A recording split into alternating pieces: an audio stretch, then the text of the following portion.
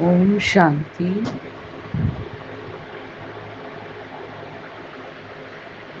இன்றைய முரளி 23/4/2025 காலை முரளி.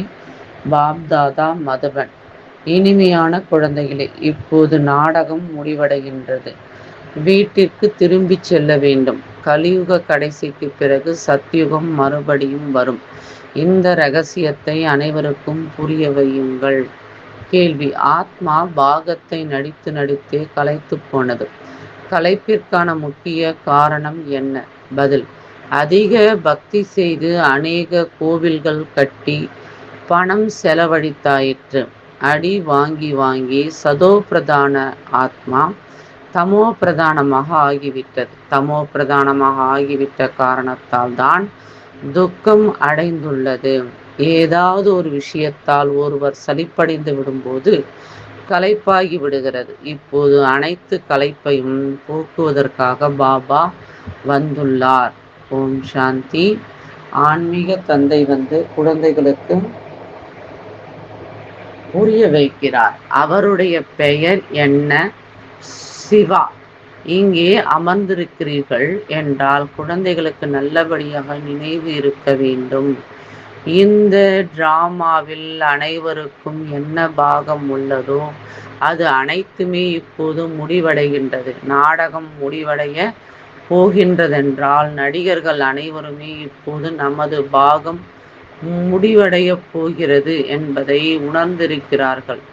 இப்போது வீட்டுக்கு செல்ல வேண்டும். குழந்தைகளாகிய உங்களுக்கும் பாபா இப்போது புரிய வைத்துள்ளார். இந்த புரிதல் வேறு யாருக்குமே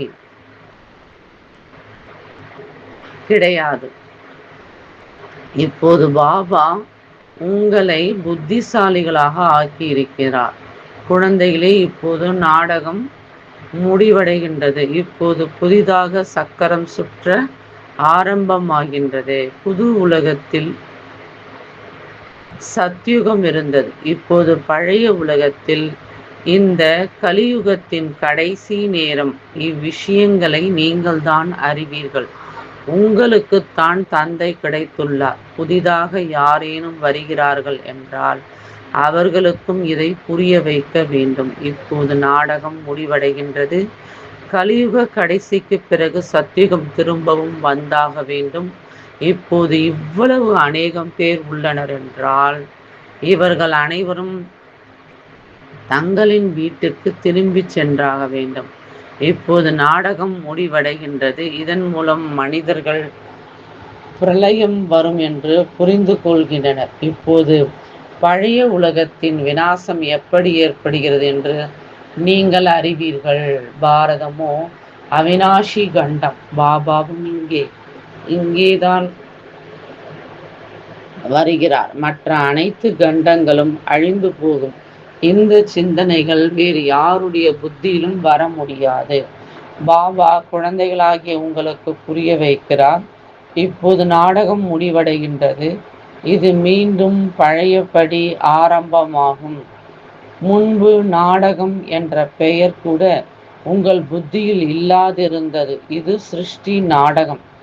இதில் நாம் நடிகர்கள் என்று ஒரு பேச்சுக்காக சொல்லி வைத்தனர். முன்பு நாம் சொல்லும் போது சரீரம் என உணர்ந்திருந்தோம். இப்போது பாபா சொல்கிறார், தங்களை ஆத்மா என உணருங்கள் மற்றும் பாபாவை நினைவு செய்யுங்கள். இப்போது நாம் வீட்டிற்கு திரும்பி செல்ல வேண்டும். அது இனிமையான வீடு. அந்த நிராகாரி உலகத்தில் ஆத்மாக்கள் நாம் வசிக்கிறோம். இந்த ஞானம் எந்த ஒரு மனிதரிடமும் இல்லை. இப்போது நீங்கள் சங்கம யுகத்தில் இருக்கிறீர்கள். இப்போது நாம் வீட்டுக்கு செல்ல வேண்டும் என்று நீங்கள் அறிவீர்கள். பழைய உலகம் அழிந்ததென்றால் பக்தியும் முடிந்தது. முதலில் யார் வருகிறார்கள்? எப்படி இந்த தர்மங்கள் நம்பர்வார் வருகின்றன? இவ்விஷயங்கள் எந்த ஒரு சாஸ்திரத்திலும் கிடையாது. இந்த தந்தை புது விஷயங்களை புரிய வைக்கிறார். இதை வேறு யாராலும் புரிய வைக்க முடியாது. பாபாவும் ஒரே ஒரு தடவை வந்து புரிய வைக்கிறார். ஞானக்கடலாகிய பாபா வருவதே ஒரு தடவைதான். அதுவும் புதிய உலகில் ஸ்தாபனை மற்றும் பழைய உலகின் விநாசம் செய்ய வேண்டிய சமயத்தில் வருகிறார். பாபாவின் நினைவோடு கூடவே இந்த சக்கரமும் புத்தியில் நினைவிருக்க வேண்டும். இப்போது நாடகம் முடிவடைகின்றது. நாம் வீட்டுக்கு செல்கிறோம். பாட்டு நடித்து நடித்தே களைத்தே போனோம். பணமும் செலவழித்தோம். பக்தி செய்து செய்தே நாம் சதோ பிரதானத்திலிருந்து தமோ பிரதானமாக ஆகிவிட்டோம். உலகமே பழையதாக ஆகிவிட்டது. நாடகம் பழையது என சொல்வார்களா? நாடகமோ ஒருபோதும் பழையதாக ஆவதில்லை. நாடகமோ என்றும் புதியதாகவே உள்ளது. இது நடந்து கொண்டே இருக்கிறது. மற்றபடி உலகம் பழையதாக ஆகிறது. நடிகர்கள் நாம் தமோ பிரதான துக்கம் நிறைந்தவர்களாக ஆகிவிடுகிறோம். களைத்து போகிறோம். சத்தியுகத்தில் களைத்து போவதில்லை. எந்த விஷயத்திலும் களைத்து போவதற்கான அல்லது சலிப்படைவதற்கான தேவையில்லை. இங்கு அநேக விதமான துன்பங்கள் காணப்படுகின்றன. நீங்கள் அறிவீர்கள், இந்த பழைய உலகம் அழிந்துவிடப் போகின்றது. உறவினர் முதலான எந்த ஒரு நினைவும் வரக்கூடாது. ஒரு தந்தையை மட்டுமே நினைவு செய்ய வேண்டும். இதன் மூலம்தான் விகர்மங்கள் விநாசமாகும். விகர்மங்கள் விநாசமாவதற்கான வேறு எந்த ஒரு உபாயமும் கிடையாது. கீதையிலும் கூட மன்மனாபவ என்ற சொல் உள்ளது. ஆனால் அர்த்தத்தை யாராலும் புரிந்து கொள்ள முடியவில்லை. பாபா சொல்கிறார், என்னை நினைவு செய்யுங்கள், ஆஸ்தியை நினைவு செய்யுங்கள். நீங்கள் உலகத்தின் வாரிசாக, அதாவது எஜமானர்களாக இருந்தீர்கள். இப்போது நீங்கள் உலகத்தின் வாரிசாக ஆகிக் கொண்டிருக்கிறீர்கள். ஆகவே எவ்வளவு குஷி இருக்க வேண்டும். இப்போது நீங்கள் சோழியிலிருந்து வைரமாக ஆகிக் கொண்டிருக்கிறீர்கள்.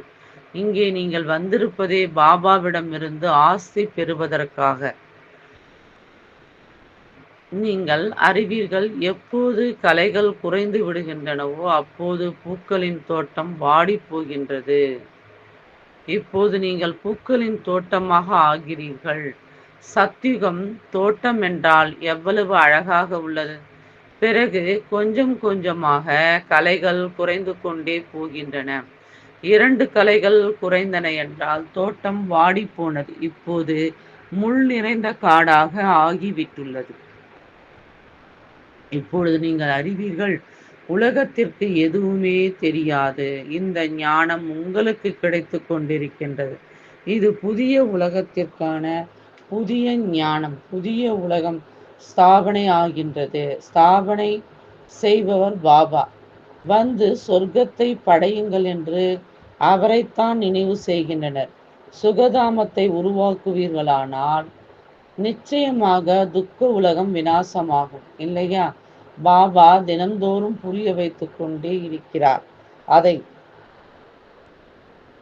தாரணை செய்து பிறகு மற்றவர்களுக்கு புரிய வைக்க வேண்டும். முதலிலோ முக்கிய விஷயத்தை புரிய வைக்க வேண்டும். நம்முடைய தந்தை யார்? அவரிடமிருந்து நாம் ஆஸ்தி பெற வேண்டும். பக்தி மார்க்கத்திலும் காட்ஃபாதர் என சொல்லி நினைவு செய்கின்றனர். எங்களது துக்கத்தை போக்கி சுகம் கொடுங்கள். ஆக குழந்தைகளாகிய உங்களுடைய புத்தியிலும் கூட நினைவு இருக்க வேண்டும். பள்ளிக்கூடத்தில் மாணவர்களின் புத்தியில் ஞானம் உள்ளது. வீடு வாசல் பற்றிய நினைவு அல்ல. மாணவ வாழ்க்கையில் வேலை தொழில்கள் பற்றிய விஷயங்கள் இருப்பதில்லை. படிப்புதான் நினைவில் இருக்கும். இங்கோ பிறகு கர்மங்களை செய்து கொண்டே இல்லற விவகாரங்களில் இருந்தவாறே இந்த படிப்பை படியுங்கள் என பாபா சொல்கிறார். அவ்வாறின்றி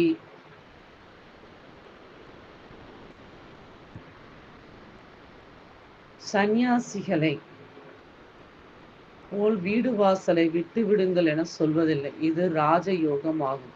இது இல்லற மார்க்கம். உங்களுடையது ஹடயோகம் என்று சந்நியாசிகளுக்கும் கூட நீங்கள் சொல்ல முடியும். நீங்கள் வீடு வாசலை விட்டு விடுகிறீர்கள். இங்கே அந்த விஷயம் கிடையாது. இந்த உலகமே எப்படி அழுக்காக உள்ளது. இதில் என்ன ஈடுபாடு இருக்கும்? ஏழைகள் முதலானோர் எப்படி இருக்கிறார்கள்? பார்க்கும்போது இதன் மீது வெறுப்பு வந்து விடுகின்றது. வெளியிலிருந்து பார்வையாளர்கள் வருகிறார்கள் என்றால் அவர்களுக்கு மிக நல்ல நல்ல இடங்களை காண்பித்து விடுகின்றனர். ஏழைகள் முதலானோர் எப்படி அழுக்கிலிருந்து எப்படி அழுக்கில் இருந்து கொண்டிருக்கிறார்கள் அதையெல்லாம் காட்டுவதில்லை. இதுவோ நரகமேதான். அதிலும் வேறுபாடோ அதிகமில்லையா? பணக்காரர்கள் எங்கே வசிக்கின்றனர்? ஏழைகள் எங்கே வசிக்கின்றனர்? கர்மங்களின் கணக்குதான் இல்லையா? சத்யுகத்தில் இது போன்ற அழுக்கு இருக்க முடியாது. அங்கேயும் வேறுபாடோ உள்ளதில்லையா?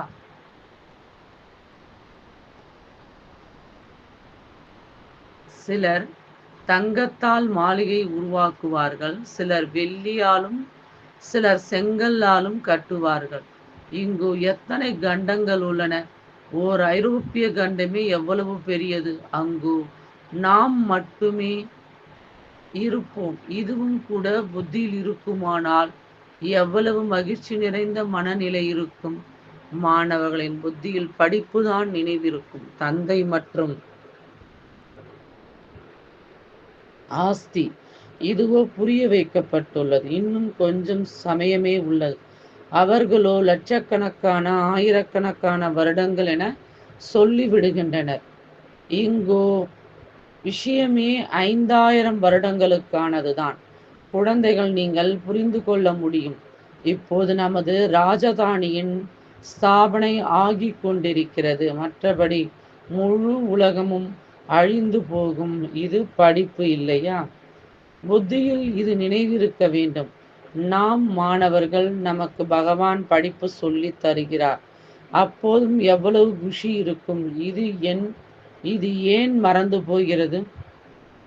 மாயா மிகவும் சக்தி வாய்ந்தது. அது மறக்கடித்து விடுகின்றது. பள்ளிக்கூடத்தில் மாணவர்கள் அனைவரும் படித்து கொண்டுள்ளனர்.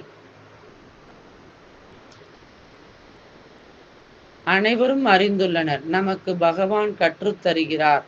அங்கோ அநேக விதமாக கல்வி கற்றுத்தரப்படுகின்றது. அநேக ஆசிரியர்கள் உள்ளனர். இங்கோ சங்கமிகத்தில் ஒரே ஒரு ஆசிரியர், ஒரே படிப்பு.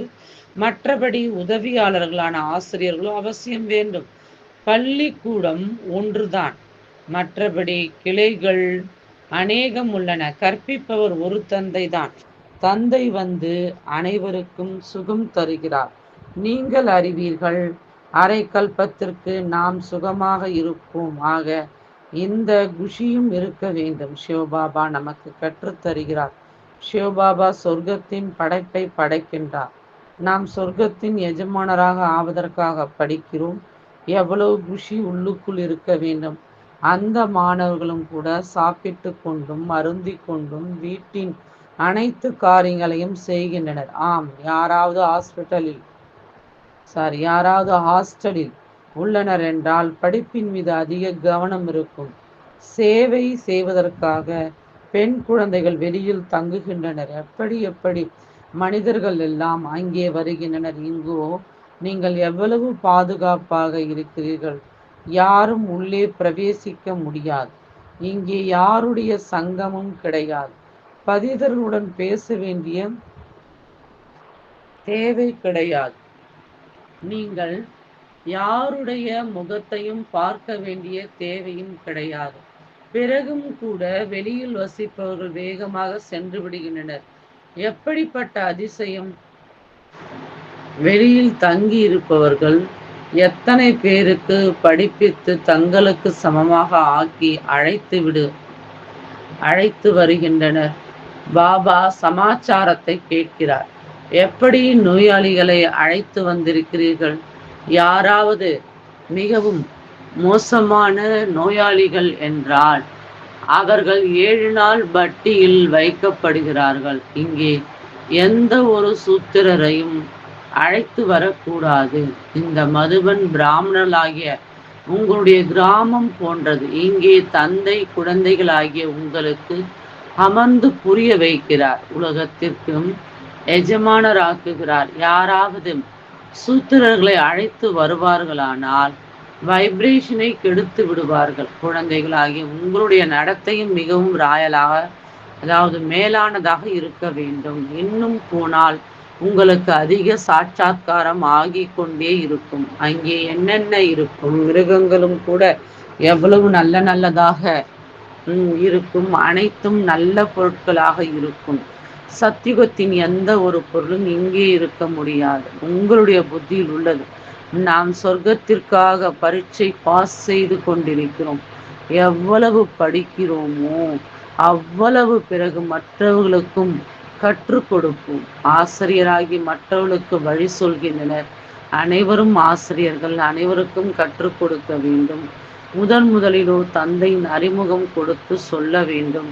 தந்தையிடமிருந்து இந்த ஆஸ்தி கிடைக்கின்றது. கீதையை பாபா சொல்லி இருக்கிறார். கிருஷ்ணர் பாபாவிடம் ஞானம் கேட்டு இந்த பதவி பெற்றுள்ளார். பிரஜாபிதா பிரம்மா இருக்கிறார் என்றால் பிராமணர்களும் கூட இங்கே வேண்டும். பிரம்மாவும் சிவபாபாவிடம் படித்து கொண்டே இருக்கிறார். இப்போது நீங்கள் விஷ்ணுபுரி செல்வதற்காக படிக்கிறீர்கள்.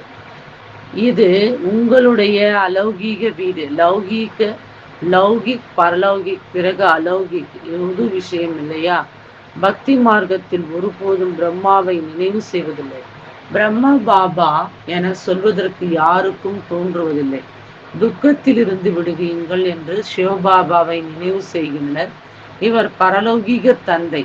இவர் பிரம்மா, பிறகு அலௌகீக தந்தையாக இருக்கிறார்.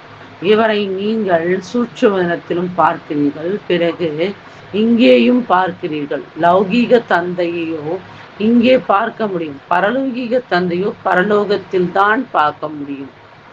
இவர் பிரம்மா, பிறகு அலௌகீக அற்புதமான தந்தை. இந்த அலௌகீக தந்தையை அறிந்து கொள்வதில் குழம்பி போகின்றனர். சிவபாபாவை பற்றியோ நிராகாரண சொல்வார்கள். நீங்கள் சொல்வீர்கள் அவர் ஒரு புள்ளியாக இருக்கிறார். அவர்களோ அதாவது பக்தியில் அகண்ட ஜோதி அல்லது பிரம்மம் என சொல்லிவிடுகின்றனர். அநேக வழிமுறைகள் உள்ளன. உங்களுக்கு ஒரே வழிமுறை. ஒருவர் மூலமாக பாபா வழிமுறை தர தொடங்கினார். பிறகு எவ்வளவு விருத்தி ஆகின்றது. ஆக குழந்தைகள் உங்கள் புத்தியில் இருக்க வேண்டும். நமக்கு சிவபாபா படிப்பு சொல்லி தந்து கொண்டிருக்கிறார். பதீதத்திலிருந்து பாவனமாக்கி கொண்டிருக்கிறார். ராவண ராஜ்யத்தில் நிச்சயம் பதீதம் தமோ பிரதானமாக ஆகியே தீர வேண்டும். பெயரே பதீத உலகம். அனைவருக்கும் துக்கம், அதாவது அனைவரும் துக்கம் நிறைந்தவர்களாகவும் உள்ளனர். பாபா எங்கள் துக்கத்தை போக்கி சுகம் கொடுங்கள் என்று அதனால் தான் பாபாவை நினைவு செய்கின்றனர். குழந்தைகள் அனைவருக்கும் தந்தை ஒருவர்தான். அவரோ அனைவருக்கும் சுகம் தருவார் இல்லையா? புது உலகத்திலோ சுகத்தின் மேல் சுகம். மற்ற அனைவரும் சாந்தி தாமத்தில் இருப்பார்கள். இது புத்தியில் இருக்க வேண்டும். இப்போது நாம் சாந்தி தாமத்திற்கு போக போகிறோம். எவ்வளவு அருகில் வந்து கொண்டே இருக்கிறீர்களோ அப்போது இன்றைய உலகம் என்பதென்ன, நாளைய உலகம் என்னவாக இருக்கும் அனைத்தையும் பார்த்து கொண்டே இருப்பீர்கள். சொர்க்கத்தின் ராஜ பதவியை அருகில் பார்த்து கொண்டே இருப்பீர்கள். ஆக குழந்தைகளுக்கு முக்கிய விஷயத்தை புரிய வைக்கிறார். புத்தியில் இது நினைவிருக்க வேண்டும். அதாவது நாம் பள்ளிக்கூடத்தில் அமர்ந்துள்ளோம். சிவபாபா இந்த ரதத்தில் சவாரி செய்து வந்துள்ளார், நமக்கு படிப்பு சொல்லி தருவதற்காக. இவர் பாகிரதம். பாபாவும் ஒரு முறைதான் அவசியம் வருவார். பாகிரதத்தின் பெயர் என்ன என்பது கூட யாருக்கும் தெரியாது. இங்கே குழந்தைகள் நீங்கள் எப்போது பாபாவின் முன்னிலையில் அமர்கிறீர்களோ அப்போது புத்தியில் நினைவிருக்க வேண்டும். பாபா வந்துவிட்டார். நமக்கு சிருஷ்டி சக்கரத்தின் ரகசியத்தை சொல்லி கொண்டிருக்கிறார். இப்போது நாடகம் முடிவடைகின்றது. இப்போது நாம் வீட்டுக்கு செல்ல வேண்டும். இதை புத்தியில் வைப்பது எவ்வளவு சுலபம். ஆனால் இதையும் கூட நினைவு செய்ய முடிவதில்லை. இப்போது சக்கரம் முடிவடைகின்றது. இப்போது நாம் மீண்டும் புதிய உலகிற்கு வந்து பாகத்தை நடிக்க வேண்டும். பிறகு நமக்கு பின்னால் யார் யார் வருவார்கள், இந்த சக்கரம் முழுவதும் எப்படி சுற்றுகிறது, உலகம் எப்படி விருத்தி அடைகின்றது என்று நீங்கள் அறிவீர்கள். புதியதிலிருந்து பழையதாக, பிறகு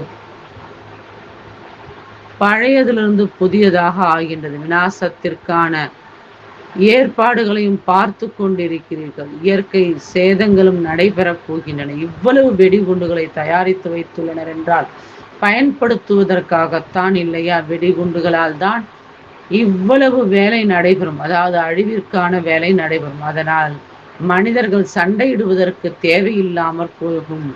சேனைகளை பிறகு பயன்படுத்தாமல் விடுவித்துக் கொண்டே செல்வார்கள். வெடிகுண்டுகளை மட்டும் வீசிக்கொண்டே செல்வார்கள். பிறகு இவ்வளவு மனிதர்களும் வேலையை விட்டு சென்று விடுவார்கள். அப்போது பட்டினியால் செத்து போவார்கள் இல்லையா? இவை அனைத்தும் நடக்கப் போகின்றன. பிறகு சிப்பாய் முதலானவர்கள் என்ன செய்வார்கள்?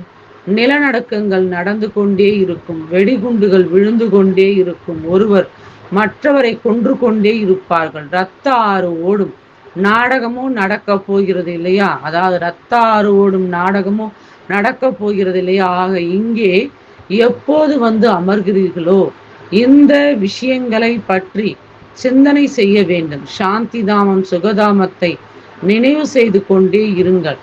மனதை கேளுங்கள். நமக்கு என்ன நினைவிருக்கிறது?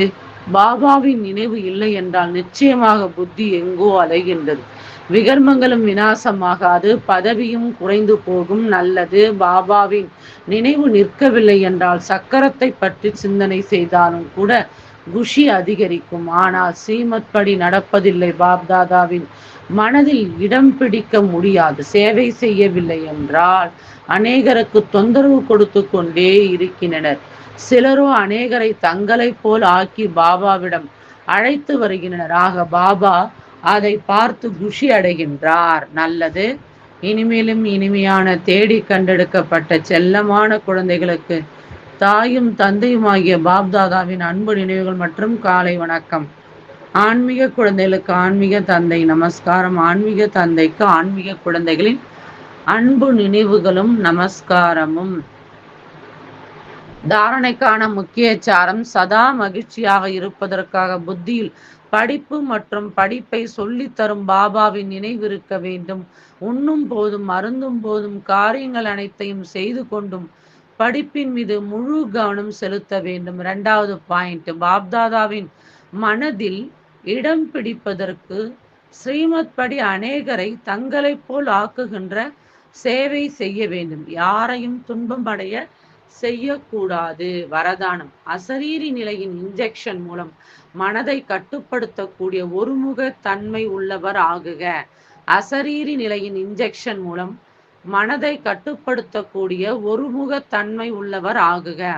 தற்காலத்தில் எப்படி ஏதாவது கட்டுப்பாட்டில் வருவதில்லை என்றால் மிகவும் தொந்தரவுக்குள்ளாகி விடுகிறார்கள், ஆவேசப்படுகிறார்கள் அல்லது பைத்தியமாகி விடுகிறார்கள்.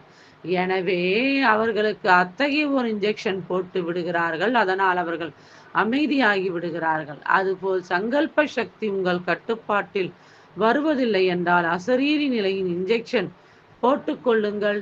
பிறகு சங்கல்ப சக்தி வீணாகி போகாது, சுலபமாக ஒருமுகத்தன்மை அமைந்துவிடும். ஆனால் புத்தியின் லகானை பாபாவிடம் கொடுத்துவிட்டு பிறகு திரும்ப எடுத்துக்கொள்கிறீர்கள் என்றால் மனம் வீண் முயற்சியில் போட்டு விடுகிறது. இப்போது வீண் முயற்சியில் இருந்து விடுபடுங்கள். ஸ்லோகன்: தனது மூதாதையர் அதாவது பூர்வ சொரூபத்தை ஸ்மிருதியில் வைத்து அனைத்து ஆத்மாக்கள் மீதும் இரக்கம் கொள்ளுங்கள். ஸ்லோகன்: தனது மூதாதையர் பூர்வ சொரூபத்தை நினைவில் வைத்து அனைத்து ஆத்மாக்கள் மீதும் இரக்கம் கொள்ளுங்கள். அச்சா. ஓம் சாந்தி.